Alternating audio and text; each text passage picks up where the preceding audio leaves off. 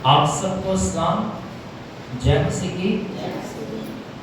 आशा करता हूँ कि आप सब ठीक होंगे। कितने लोग ठीक है? सभी ठीक है?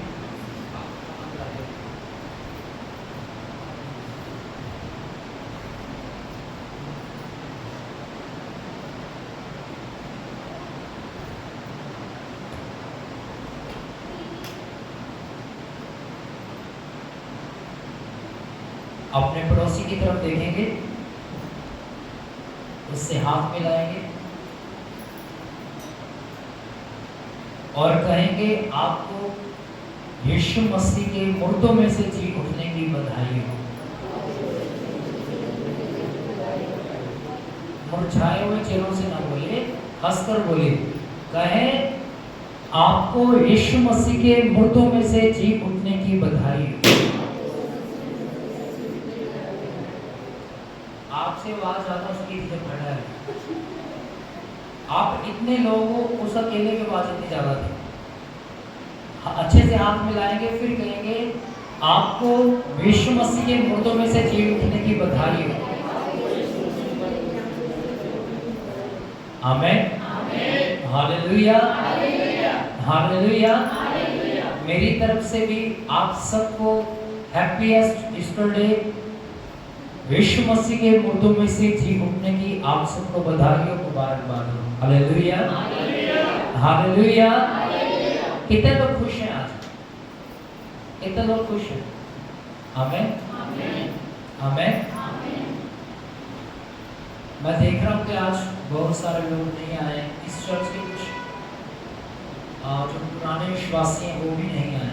शायद उनको इतना आनंद नहीं है। आंटी आज आशीष मोबाइल अंकल का है, घर पे क्या कर रहे हैं?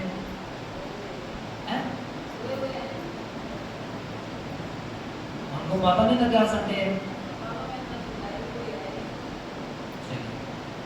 इधर भैया कहाँ पे? ऊपर ही है, क्या कर रहे हैं? चलिए हम सब निकालेंगे लूका रचित सुसमाचार उसका 24 अध्याय।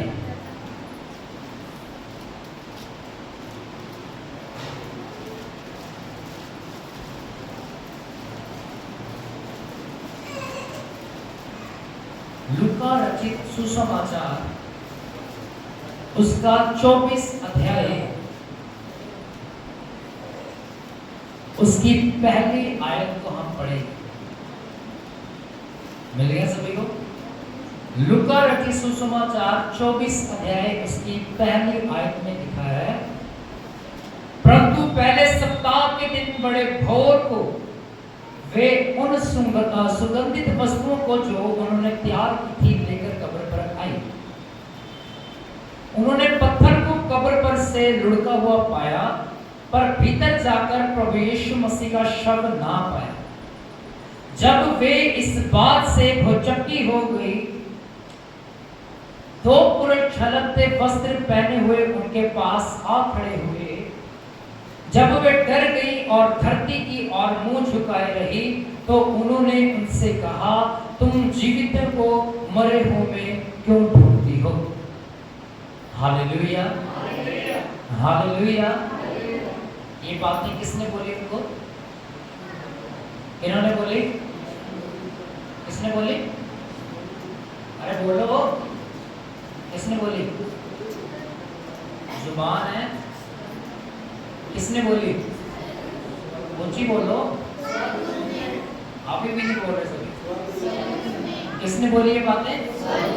स्वर्गदूत ने। कलाम में लिखा है, जब मरियम मगदलिनी सुगंधित वस्तुओं को जब यीशु के शव के ऊपर लगाने के लिए आई, ध्यान दीजिएगा, मेरी तरफ देखिए सभी। लिखा जब यीशु मसीह की कब्र पर वो गई और वो ये देख के हैरान हो चुकी थी कि कब्र के सामने से एक पत्थर जो कब्र को ढांक कर रखा हुआ था वो लुढ़का हुआ है, यानी हटा हुआ है। और जब उसने निगाह मारी अंदर, देखा कि यीशु मसीह का शव कब्र में नहीं है, तो वो रोने लगी और चिल्लाने लगी। हालेलुया। उसको ये लगा कि उसके शव को अर्थात यीशु के शरीर को वही यहूदी लोग जिन्होंने यीशु को कलवरी के क्रूस के ऊपर चढ़ाने के लिए पिलातुस को विवश किया था, वही इसके शव को चुरा के ले गए। Hallelujah, hallelujah. कलाम में लिखा वो इस बात को देख के हैरान थी, पर यीशु मसीह ने सलीब पर चढ़ने से पहले ही 3 बार अपने विषय में भविष्यवाणियां दी। कितनी बार? 3 बार। सब बोलेंगे कितनी बार? 3 बार। और वो भविष्यवाणी थी कि मनुष्य का पुत्र आज से कुछ दिन बाद सलीब पर चढ़ाया जाएगा, मारा जाएगा, गाड़ा जाएगा, मुर्दों में से तीसरे दिन सब बोले क्या होगा? जी उठेगा। पर उस समय चेलों ने विश्वास नहीं किया।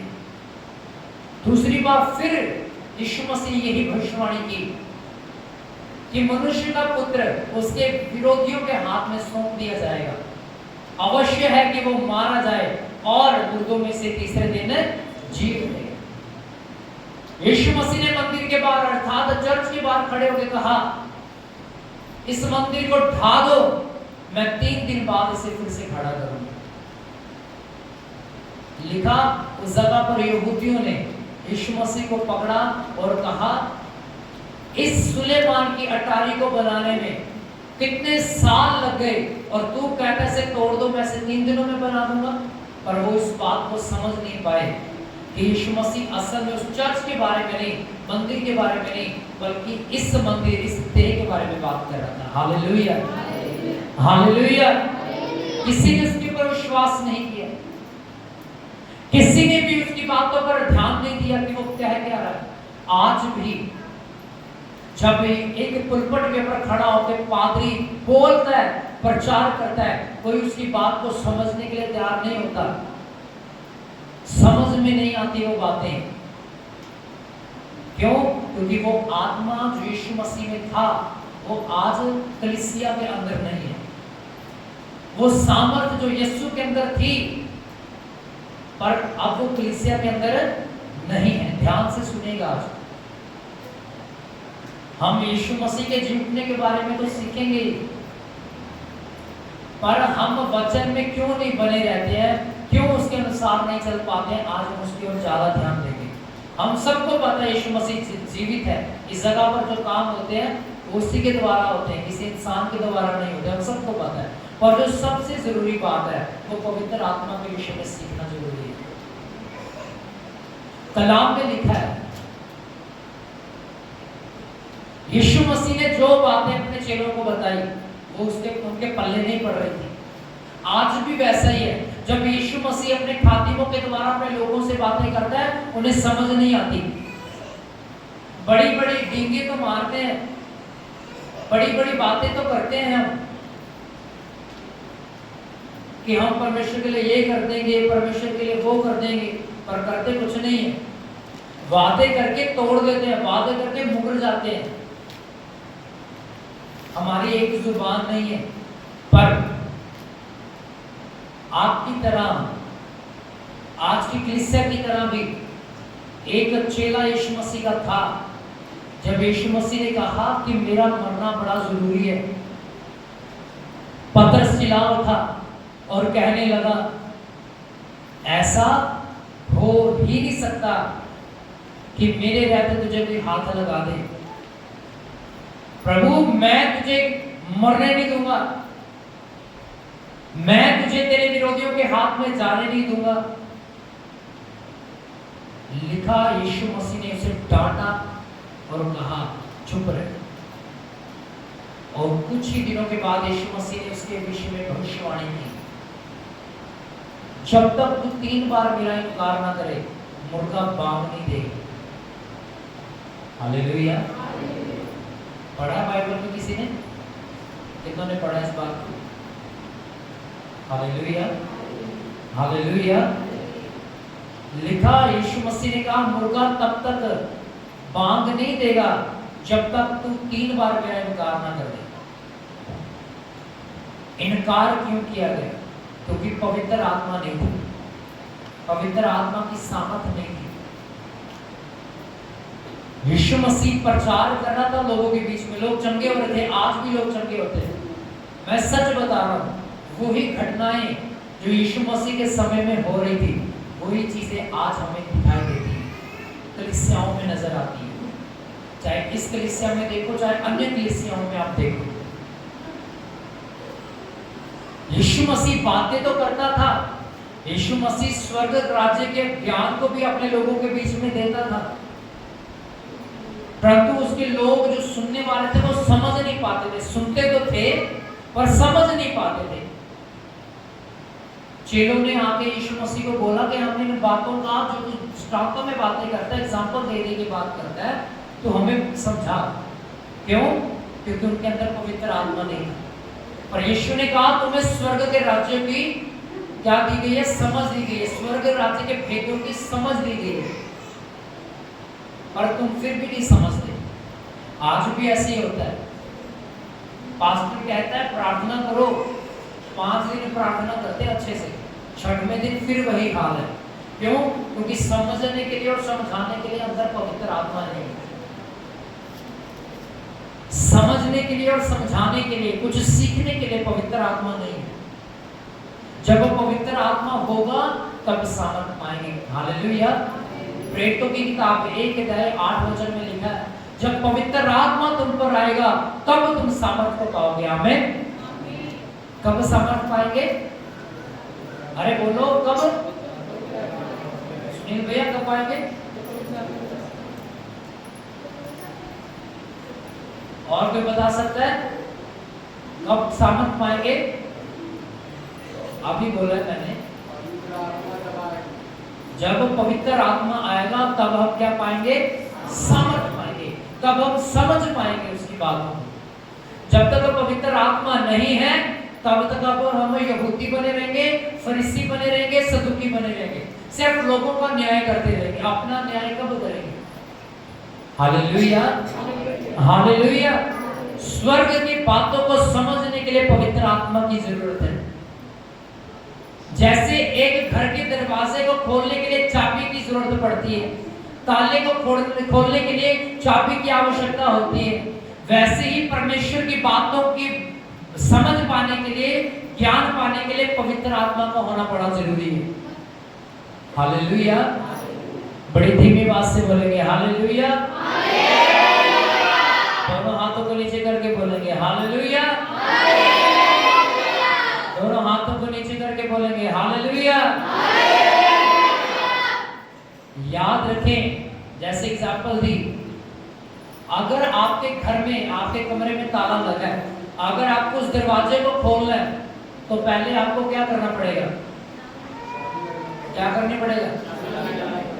जो ताला लगा उसको खोलना पड़ेगा, चाबी लगानी पड़ेगी, तब खुलेगा वो दरवाजा, तब आप अपने कमरे में जा सकते हो। परमेश्वर की बातों को समझने के लिए एक दरवाजा खोलना पड़ेगा। उस दरवाजे का नाम है परमेश्वर का वचन। समझ आ रहा है? वो दरवाजे का नाम क्या है? और इसको समझने के लिए चाबी चाहिए। वो चाबी क्या है? सब बोलो क्या है? पवित्र आत्मा। जब तक पवित्र आत्मा आपके पास नहीं है, आप इसकी बातों को नहीं समझ सकते, परमेश्वर की बातों को नहीं समझ सकते। हालेलुया। इसीलिए प्रेरितों की किताब 1:8 में लिखा, जब तुम पर पवित्र आत्मा आएगा तब तुम क्या पाओगे? सामर्थ पाओगे।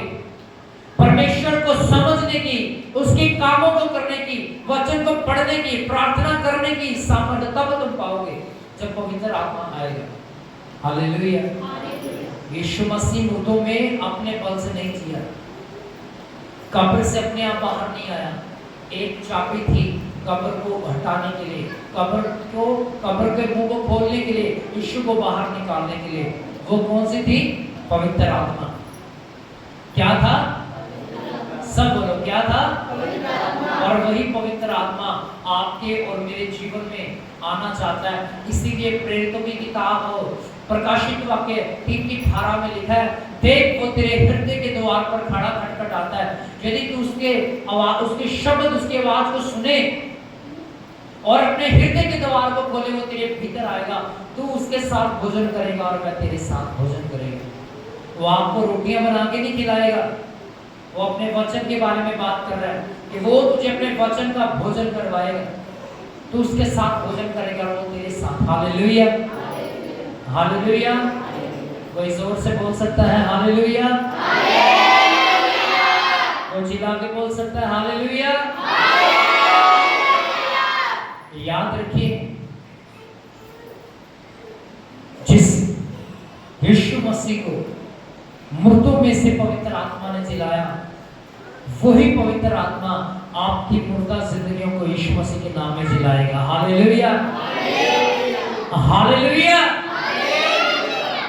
पढ़ूंगा, आपके लिए लिखा है, परंतु सप्ताह के पहले दिन बड़े भोर में और उन सुगंधित वस्तुओं को जो उन्होंने तैयार की थी लेकर कब्र पर आई, उन्होंने पत्थर को कब्र पर से लुढ़का हुआ पाया, परंतु भीतर जाकर प्रभु यीशु मसीह का शव ना पाया।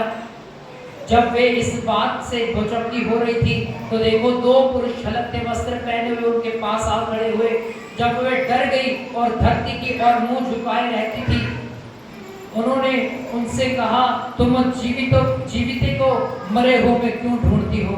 वह यहाँ नहीं है, जी उठा है।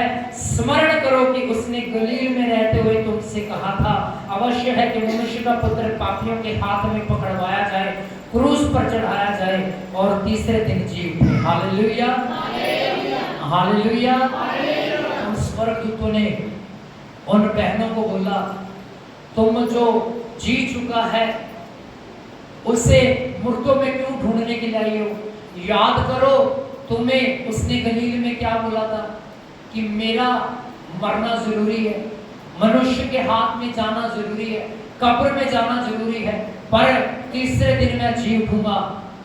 तब कलाम में लिखा, वो भागी गई, चेलों को बताया कि जाके देखो यीशु की कब्र खाली है, वो जी उठा है। चेलों को तब भी विश्वास नहीं हुआ। Hallelujah, hallelujah. कलाम में लिखा, चेलों को तब भी विश्वास नहीं हुआ कि यीशु मसीह मुर्दों में से जी उठा है। कलाम में लिखा, जब चेले बैठ के शोक मना रहे थे अपने कमरे में, उस जगह पर यीशु मसीह गया, मुर्दों में से जी उठकर यीशु मसीह वहां पर गया। उससे दरवाजा खोलने की आवश्यकता नहीं पड़ी। क्या खोलने की आवश्यकता नहीं हुई? सब बोले क्या? सब बोलेंगे क्या खोलने की? दरवाजा खोलने की आवश्यकता नहीं पड़ी। क्यों? सबसे बड़ी बात, ऐसा क्या हुआ कि यीशु मसीह को दरवाजा खोलने की आवश्यकता नहीं हुई? कलाम में लिखा, पहला थिस्सलुनीकियों, पहला तीमुथियुस, पहला करंथियों था, दूसरा करंथियों में भी, और पहले पत्रस, दूसरे पत्रस में, प्रकाशित वाक्य की किताब में लिखा, जब यीशु मसीह आएगा तब हमें पुनरुत्थान की देह देगा। क्या देगा? कौन सी देह देगा? पुनरुत्थान, यानी कि दोबारा जी उठने की। वो शरीर हमें देगा जो स्वर्गीय होगा। Hallelujah, hallelujah. कौन सी बॉडी देगा? कौन सा शरीर देगा? जो स्वर्ग में है। कलाम में लिखा, यीशु मसीह ने जब वो कब्र में मरियम मगदलीनी गई, जब उसने देखा तो उसके वस्त्र ऐसे पड़े हुए पर उसका शरीर वहां पर नहीं है। कलाम में लिखा, यीशु मसीह ने वो वस्त्र जो उसे पहनाए गए थे वो उसने कब्र में छोड़ दिए। जैसे कब्र से बाहर आया, उसके वस्त्र स्वर्गीय हो चुके थे, उसका शरीर स्वर्गीय हो चुका था। कलाम में लिखा, जब यीशु मसीह वापस आएगा, मुर्दों में से जो लोग मरे हुए वो मुर्दों में से जी उठेंगे, कब्रें खुल जाएंगी, जो मुर्दे हैं वो जीवित हो जाएंगे, उनकी हड्डियों के ऊपर मांस चढ़ आएगा। कलाम में लिखा, वो आसमान पर उठा लिए जाएंगे। हालेलुया। कौन सा शरीर उन्हें मिलेगा? स्वर्गीय शरीर उन्हें मिलेगा। हालेलुया। हालेलुया। उस समय पवित्र आत्मा की आवश्यकता नहीं होगी, उस समय पवित्र आत्मा खुद उन्हें जिलाएगा। Hallelujah, hallelujah.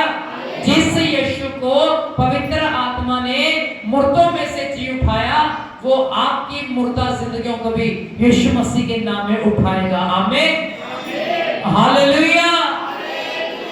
याद रखिए, कलाम में लिखा है, ये बात बोल के खत्म करूंगा। लूका की किताब 24 की 36 में लिखा, वे ये बातें कह ही रहे थे कि वह आप उनके बीच में आ खड़ा हुआ, उनसे कहा तुम में शांति मिले। परंतु वे घबरा गए, डर गए, समझे कि हम किसी भूत को देख रहे हैं। यीशु ने उनसे कहा, क्यों घबराते हो, तुम्हारे मन क्यों संदेह से उठते हैं? मेरे हाथ और मेरे पाँव को देखो कि मैं वही हूँ, मुझे छूकर देखो, क्योंकि आत्मा की हड्डियाँ और मांस नहीं होता जैसा मुझ में देखते हो। वह यह कहकर उन्हें अपने हाथ पांव दिखाए। तब जब आनंद के मारे उनको प्रतीति न हुई, वे आश्चर्य करते थे। तो यीशु ने उनसे पूछा, क्या यह तुम्हारे पास कुछ भोजन है? उन्होंने उसे भुनी हुई मछली का टुकड़ा दिया, उसे लेकर उनके सामने खाया। फिर उनसे कहा, ये मेरी वे बातें हैं जो मैंने तुम्हारे साथ रहते हुए तुमसे कही थी। अवश्य है कि जितनी बातें मूसा की व्यवस्था और भविष्यवक्ता और भजनों की पुस्तकों में मेरे विषय में लिखी हैं, सब पूरी हो। आमीन, आमीन, हालेलुया। भविष्यवक्ताओं ने यीशु मसीह के जन्म लेने से पहले भविष्यवाणी की थी कि एक व्यक्ति आएगा जिसका नाम इम्मानुएल होगा, अर्थात परमेश्वर हमारे साथ रखा जाएगा। वो जन्म लेगा, मारा जाएगा, गाड़ा जाएगा, मुर्दों में से तीसरे दिन जी उठेगा और आसमान पर उठा लिया जाएगा। Hallelujah, hallelujah. अगर आपके जीवन में बीमारियां हैं, ध्यान से सुनिए, अगर आपके जीवन में कर्जे हैं, अगर आपके फैमिली में डिस्टर्बेंस है, अशांति है, अगर आपके जीवन में बंधन है, तो वो एक ही है जो खोल सकता है। उन बीमारियों को खत्म करने की एक ही चाबी है, वो क्या है? पवित्र आत्मा। क्या है? सब बोले, क्या है? Hallelujah, hallelujah. जब तक पवित्र आत्मा आपके अंदर नहीं, आप ऐसे ही रोते रहोगे, कलीसिया ऐसे ही निराश होती रहेगी। पर जब पवित्र आत्मा आपके अंदर आ जाएगा, आपका मन आनंद से भर जाएगा। Hallelujah, hallelujah. गलातियों की किताब 5 अध्याय 19 वचन से लेके 23वीं आयत तक लिखा हुआ है कि जिसके अंदर पवित्र आत्मा होता है, कौन सी चीजें उनके अंदर होती हैं, और जिनके अंदर पवित्र आत्मा नहीं होता, उनके अंदर कौन सी बातें होती हैं। आत्मा के 9 फल हैं, जिनके अंदर ये 9 फल होके पवित्र आत्मा उनके अंदर वास करता है। ध्यान से सुनिएगा, ध्यान से सुनिए। सबसे पहला आत्मा का फल है प्रेम। क्या है? प्रेम। सब बोले, क्या है? प्रेम। अगर आपके अंदर प्रेम है तो पवित्र आत्मा आपके अंदर वास करेगी। दूसरा फल है आनंद। क्या है? आनंद। सब बोले, क्या है? आनंद। जिसके अंदर पवित्र आत्मा होगा उसके अंदर आनंद भी होगा। हालेलुया। तीसरा फल है शांति। सब बोले, क्या है? शांति। सब बोले, क्या है? शांति। जिसके अंदर पवित्र आत्मा होगा उसका जीवन शांति से भरा होगा। वो क्लेश नहीं करेगा, वो लड़ाई झगड़े नहीं करेगा, वो गालियां नहीं देगा, वो गुस्सा नहीं निकालेगा, जिसके अंदर पवित्र आत्मा होगा। आत्मा का चौथा फल है धीरज। क्या है? धीरज। सब बोले, क्या है? धीरज। पर आप जल्दबाजी का कार्य जो है ना, वो परमेश्वर की तरफ से नहीं है। जिसके अंदर पवित्र आत्मा रहता है उसके अंदर धीरज होता है कि हाँ, मैं धैर्य रखूंगा और काम करूंगा। Hallelujah, hallelujah. आत्मा का पांचवा फल है प्रेम और सॉरी कृपा। क्या है? कृपा। सब बोलेंगे क्या है? कृपा। अपने पड़ोसी की तरफ देखकर बोलेंगे क्या है? कृपा। सब देखकर बोलेंगे क्या है? कृपा। कृपा। जब आपके अंदर पवित्र आत्मा होगा तब आप जब किसी मुसीबत में पड़े व्यक्ति को देखोगे आपका मन कृपा से दया से भर जाएगा। अगर नहीं भरता, अगर आपको पता है सामने वाला बंदा भूखा है और आपका मन कठोर है कि यार भूखा है तो भूखा रहे, इसका मतलब आपके अंदर पवित्र आत्मा नहीं है। पर अगर आपका मन पिघल जाए तो समझ आएगा आपके अंदर पवित्र आत्मा है। Hallelujah, hallelujah. आत्मा का छठवां फल है भलाई। क्या है? भलाई का मतलब होता है सिंपल भाषा में मेल। जिसके अंदर पवित्र आत्मा होगा वो किसी के बीच में फूट नहीं डलवाएगा, बैर उत्पन्न नहीं करेगा, लड़ाई झगड़े नहीं करवाएगा। वो बल्कि जो उनके अंदर बीच में लड़ाई झगड़े हुए वो उनको जोड़ने की कोशिश करेगा। Hallelujah, hallelujah. पर अगर आप किसी के लड़ाई झगड़े से खुश होते हैं तो इसका मतलब आपके अंदर पवित्र आत्मा, बोले सभी, पवित्र आत्मा नहीं है। अगर आपके अंदर पवित्र आत्मा है तो जहां 10 बंदे झगड़ा कर रहे हैं आप उन्हें छुड़ाओगे, उनकी अटैचमेंट फिर से करवाओगे। Hallelujah, hallelujah. कितने फलों के बारे में अभी तक हमने सीखा? अरे यार अभी 3 बाकी हैं। प्रेम, आनंद, शांति, धीरज, कृपा, मेल यानी भलाई जिसे हम कहते हैं। 6 फलों के बारे में सीखा है। अगले हम 3 फलों के बारे में सीखेंगे। सबसे पहला क्या था? प्रेम, आनंद, शांति, धीरज, कृपा, भलाई। आत्मा का 7वां फल क्या है? विश्वास। सब बोले क्या है? विश्वास। जिसके अंदर पवित्र आत्मा रहता है उसके अंदर विश्वास भी रहता है। उसको पता है कि मेरी ये मुसीबत हल हो जाएगी, खत्म हो जाएगी, क्योंकि मुझे मेरे परमेश्वर के ऊपर क्या है? विश्वास। सब बोले क्या है? विश्वास। आत्मा का 7वां फल कौन सा है? सभी बोले क्या है? अब हमने कितने फलों के बारे में सीख लिया? कौन कौन से? प्रेम, आनंद, शांति, धीरज, कृपा, भलाई, विश्वास। आप 2 फल रह गए, संयम और नम्रता। ये दोनों बड़े ही जरूरी हैं। ये 2 अति महत्वपूर्ण आत्मा के फल। एक सबसे पहला, ओए उसको पकड़ो,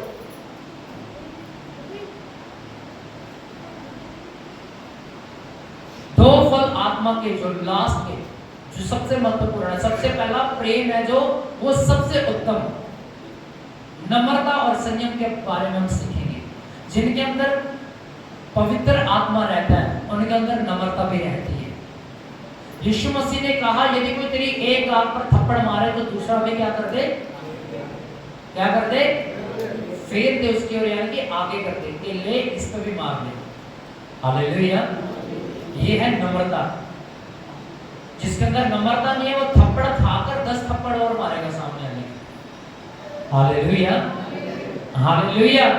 आत्मा का ये 8वां फल है। अंतिम जो सबसे जरूरी है वो है संयम। क्या है? सब बोले क्या है? संयम। सब बोले क्या है? संयम। संयम का मतलब क्या होता है? संयम का मतलब होता है सह काबू। पंजाबी में लिखा सह काबू, इंग्लिश में होता है सेल्फ कंट्रोल। अपने आप के ऊपर कब्जा करना, अपने आप के ऊपर कब्जा पा लेना। और ये तभी मुमकिन है जब पवित्र आत्मा आपके जीवन में है। हालेलुया। कलाम में लिखा जब यीशु मसीह को थप्पड़ मारेंगे, उसने थप्पड़ के बदले थप्पड़ नहीं मारा। जब उसे गालियां दी गई, लिखा उसने गाली के बदले गाली नहीं दी। क्यों? क्योंकि उसके अंदर क्या था? सब बोले क्या था? संयम से पहले क्या था? पवित्र आत्मा। जब पवित्र आत्मा ही नहीं है तो ये फल भी नहीं होंगे। अभी तक हमने कितने आत्मा के फलों के बारे में सीख लिया? कौन कौन से? प्रेम, आनंद, शांति, धीरज, कृपा, भलाई, विश्वास, नम्रता और संयम। ये आत्मा के 9 फल है। आपको याद है आत्मा के 9 फल? कितनों को याद है? अच्छे से इन्हें याद किया करें, क्योंकि ये बड़े जरूरी है। जब आप अपनी प्रार्थना में समय व्यतीत करते हो, आप बोल सकते कि परमेश्वर मेरे अंदर प्रेम पैदा कर, मेरे अंदर आनंद दे, शांति, धीरज, कृपा, भलाई, विश्वास, नम्रता, संयम दे। हालेलुया। जब तक ये फल नहीं है, ये आपके अंदर नहीं है, तो पवित्र आत्मा भी आपके जीवन में काम नहीं कर सकता है। हालेलुया। तो याद रखिए, यही काम है जो पवित्र आत्मा को आपके जीवन में आने के लिए मजबूर करते हैं। Hallelujah, hallelujah.